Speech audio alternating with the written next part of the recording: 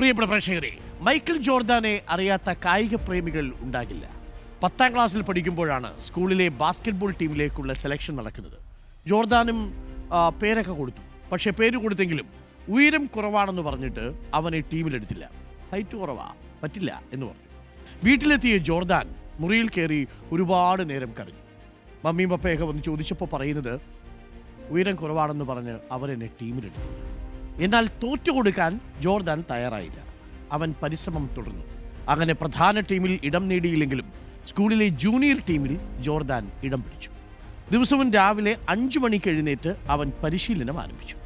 തൊട്ടടുത്ത വർഷം സ്കൂളിലെ പ്രധാന ടീമിലെത്തിയ അവൻ ടീമിലെ സ്റ്റാർ പ്ലെയറായി മാറി.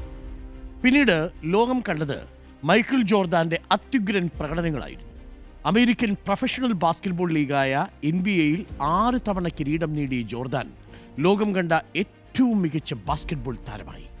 വാശിയേറിയ പരിശീലന കാലത്തെക്കുറിച്ച് ജോർദാൻ തന്നെ പറയുന്നത് ഇങ്ങനെയാണ്: എല്ലാ ദിവസവും സൂര്യൻ ഉദിക്കുന്നതിന് മുൻപേ വീട്ടിൽ നിന്നിറങ്ങുമ്പോൾ ആ വഴിയിലൊന്നും ആരുമുണ്ടാവില്ല.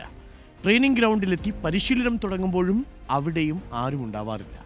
പിന്നീട് എല്ലാവരും എത്തി അവർ പരിശീലനം ചെയ്ത് വീടുകളിലേക്ക് മടങ്ങിയാലും വീണ്ടും മണിക്കൂറുകൾ പരിശീലനം തുടരും. കാരണം എനിക്ക് ലോകത്തിലെ ഏറ്റവും മികച്ച പ്ലെയർ ആകണമായിരുന്നു. പരാജയങ്ങളിൽ തളരാതെ തൻ്റെ പരിമിതികളെ കഠിനാധ്വാനം കൊണ്ട് മറികടന്നാണ് ജോർദാൻ ഈ നേട്ടങ്ങളെല്ലാം സ്വന്തമാക്കിയത്. പ്രിയപ്പെട്ട പ്രേക്ഷകരെ, ലക്ഷ്യങ്ങൾ നേടാനുള്ള പരിശ്രമത്തിൽ പല പരിമിതികളും നമ്മളെ പിന്നോട്ട് വലിച്ചേക്കാം. പല പ്രലോഭനങ്ങളും നമ്മളെ തേടിയെത്തിയേക്കാം. ആ പ്രലോഭനങ്ങളിൽ വീണുപോയാൽ, നിങ്ങളുടെ പരിമിതികളിൽ നിങ്ങൾ തളർന്നിരുന്നാൽ, നിങ്ങൾ ആഗ്രഹിക്കുന്ന ലക്ഷ്യസ്ഥാനത്ത് നിങ്ങൾ എത്തിച്ചേരുകയില്ല. ജോർദാൻ പറഞ്ഞതുപോലെ ആരും ഉണരാത്ത പ്രഭാതത്തിൽ നിങ്ങൾ പരിശീലനം തുടരൂ. എല്ലാവരും പിരിഞ്ഞു പോകുന്ന സായാഹ്നങ്ങളിലും നിങ്ങൾ പരിശീലനം തുടരൂ. ഈ പരിമിതികളെ കഠിനാധ്വാനം കൊണ്ട് മറികടക്കൂ. അതുമാത്രമാണ് വിജയത്തിലേക്കുള്ള മാർഗം.